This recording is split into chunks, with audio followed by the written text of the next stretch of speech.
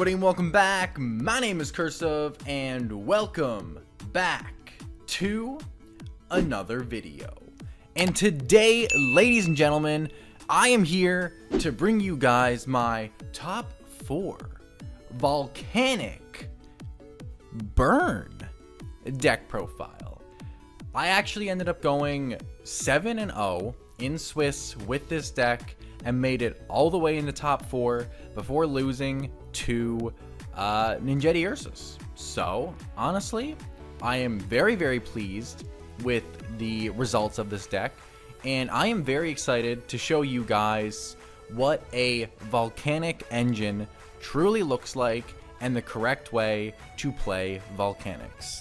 So without any further ado, let's jump into the skill card. So the first thing we got to talk about here, as always, is the skill of the deck. And the skill we choose to run in the Volcanic Burn deck is none other than Switcheroo. So for those of you who do not know what Switcheroo does, essentially you can take a card in your hand, shuffle it back into your deck, and draw a new card to replace it. Normally, it's not a fantastic card. It only brings you neutral. It doesn't plus you at all. But with the Volcanic engine, it actually works phenomenally in conjunction, because essentially you can normal summon Volcanic Rocket, search for Blaze Accelerator, and shuffle it back to get a true plus, a true additional draw from this card. This is a twice per duel skill. Essentially, you actually plus more with Switcheroo and the Volcanic engine than you normally would by playing Digging for Gold, as that's just a draw 1. So the whole concept behind this deck is, if Digging for Gold works with the Burn engine, with the Burn core, then why wouldn't Volcanic work using Switcheroo to actually draw more often than the Digging for Gold variant?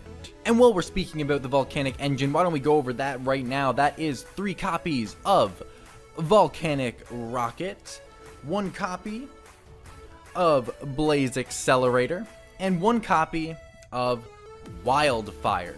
So why are these 5 cards, along with the Switcheroo skill, the cards that make up the Volcanic engine? Well, essentially, what you're going to be doing in this deck is you're going to normal summon your Rocket, use your Rocket's effect. Rocket will allow you to search a copy of Blaze Accelerator directly to your hand, after which you'll go ahead and you'll flip your skill card here, activate Switcheroo. This will be the very first effect. This will allow you to shuffle back your Blaze Accelerator into your deck and draw an additional card. So your +1 from your Rocket for a useless Blaze Accelerator will actually get turned into a true +1 twice per duel and give you a real draw. So triple Volcanic Rocket and 1 Blaze Accelerator. And technically the very last card here, being Wildfire, is not a necessity for the deck core. It is a very powerful card. It is a dark hole, for those of you who do not know. You activate Wildfire, pay 500, then you destroy your Blaze Accelerator and destroy all monsters in the field, and you get a Wildfire token. It's a dark hole effect that leaves you with a 1000 beater in your Wildfire token, but it does eat up your battle phase. But it's a quick play, so you can use it during your opponent's turn. It's a very strong, but very situational and matchup dependent.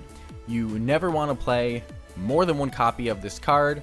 It's essentially in here because, well, it makes Blaze Accelerator not always a useless card in your deck, not always just what you want to shuffle back. Gives us some actual power to pair with. And yeah, I mean, that's essentially it. Dark Hole is very strong, very good. So playing it as a, well, 1 of,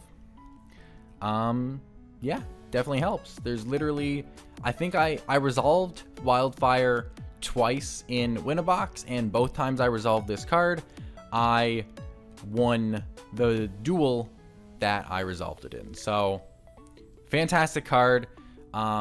It's arguable you can move it to the side deck where it is so matchup dependent, but I played it in the main deck here. This is your Volcanic engine. This is your Volcanic portion of the deck, and this is the correct way to play Volcanics. I'm sure you can find some other deck cores or strategies to pair this engine with, but what I chose to pair it with and what I found it to be best with is Burn. So let's move on into the burn section of the deck here. So moving off into the burn portion of the deck, we're going to start off with our monsters here, and that is 3 copies of DD Warrior Lady as your alternate normal summon to your Volcanic Rocket, and then 1 copy of Lava Golem. Every good burn deck is playing Lava Golem, and every deck that is playing against burn, well, you should be playing around Lava Golem, unless you're going for lethal or you really need to commit a second monster. Maybe you need to hit a Warrior Lady and you need to make sure you don't lose a monster. Otherwise, you need to be very careful of this card, because the amount of games Lava Golem has just completely stolen for me is absolutely absurd. But more importantly, Warrior Lady is a nuts card. Any problematic monsters you need to deal with, Warrior Lady's there. Jinzo, Warrior Lady's there. And here's a big thing. You're playing against Spellproof, say, or any deck that just played a Jinzo, and you set or summon a Warrior Lady, and they know it's a Warrior Lady, okay? They're going to play around that by summoning an additional monster to hit into Warrior Lady and then hit directly with Jinzo, or whatever the case may be. But as soon as they summon that additional monster to play around Warrior Lady, they set themselves up for Lava Golem. This actually comes up way more often than you'd expect, and truly is your main deck Jinzo answer right here, whether it's Spellproof or what have you. Very, very strong in conjunction, very, very strong on their own. That's it for the monsters, though. And you've already seen the spells. They're part of the Volcanic engine. Let's move off into the trap cards. The trap cards we have here, and these are just the standard burn trap lineup. We have triple copy of Floodgate Trap Hole, triple copy of Wall of D, triple copy of the best card in Speed Duels, Zoma the Spirit, and then triple copy of Nightmare Wheel. Essentially, you have 3 lockdown cards in your 3 Nightmare Wheels, your 3 Floodgates, and your 3 Wall of D, because if you drop your opponent's monster low enough, they're essentially locked down and useless. And you have triple Zoma as a beater, a crazy, broken, absurd burn card, and yeah. Another thing I want to mention about this deck, and this is probably one of my favorite things about this variation of burn, is that I would refer to it as a aggro burn deck. You have 1900 beat sticks in your Volcanic Rocket, you have 1800 beat sticks in your Zomas, and you have easy removal in Warrior Lady. All these in conjunction can actually put a lot of pressure onto your opponent.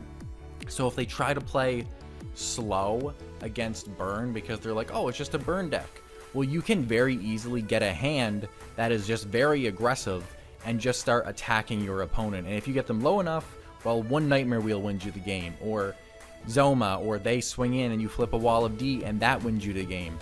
A lot of situations where I went aggressive against an opponent because I went aggressive early on because they just thought it's just a burn deck, they can't do much damage to me.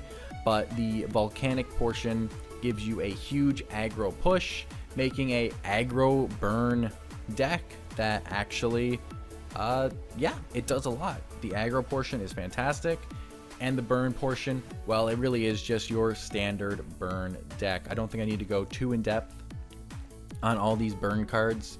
There's obviously certain matches where they're not as useful against. There's certain matches that they're a lot more useful against, but irregardless, they were phenomenal for me.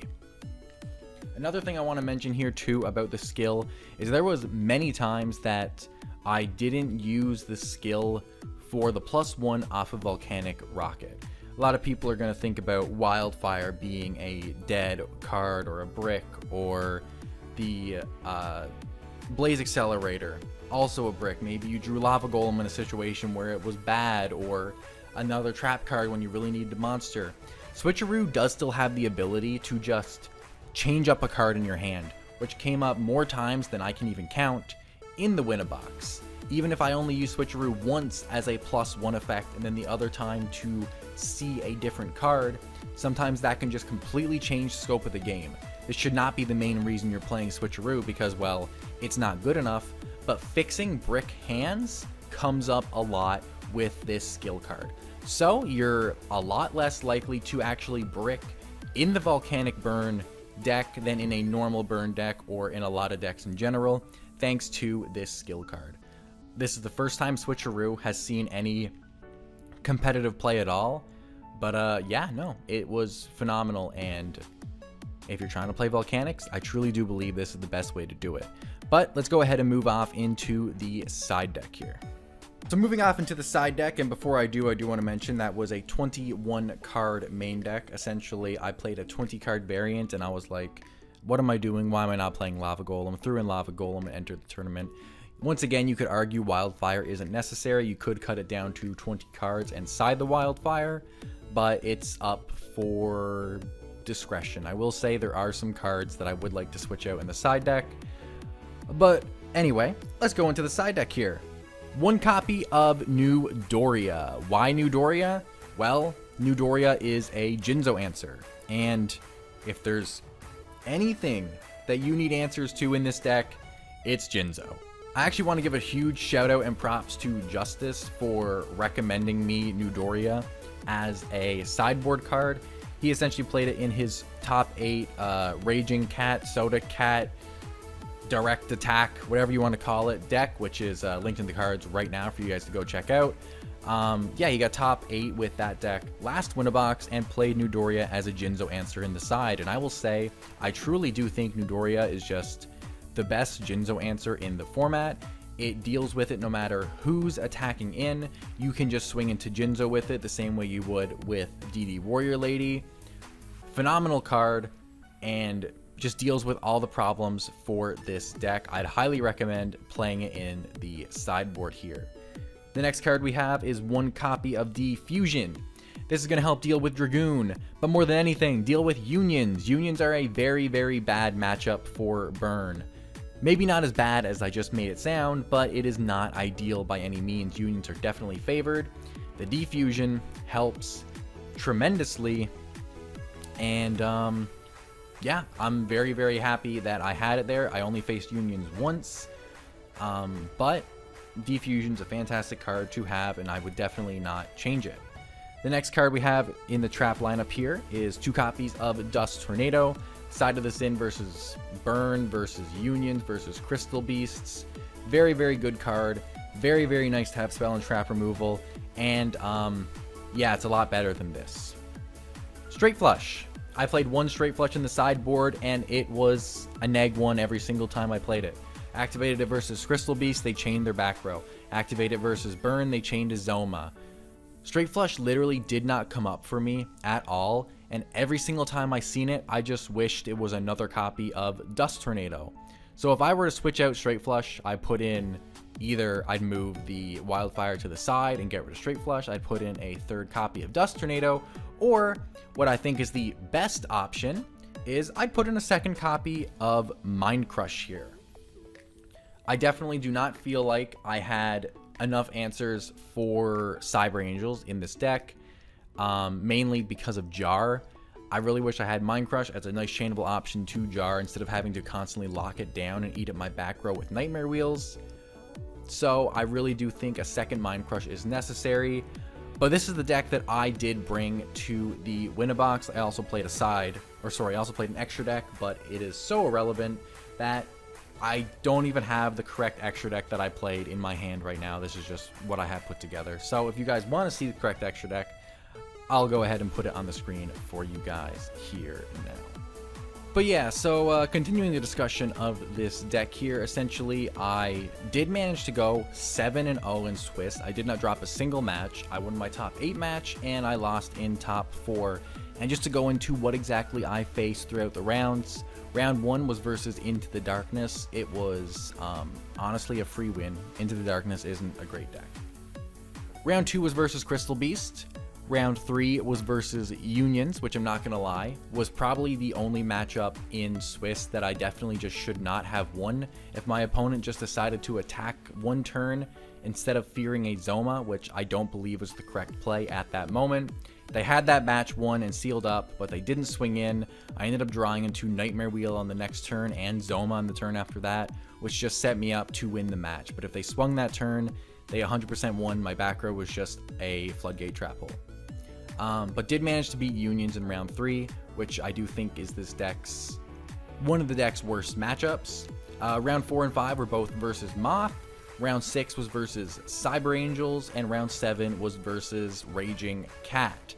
Managed to beat every single one of those matches in Swiss. Once again, the most difficult one definitely being the Union matchup, and Raging Cat was a bit tougher of a matchup as well.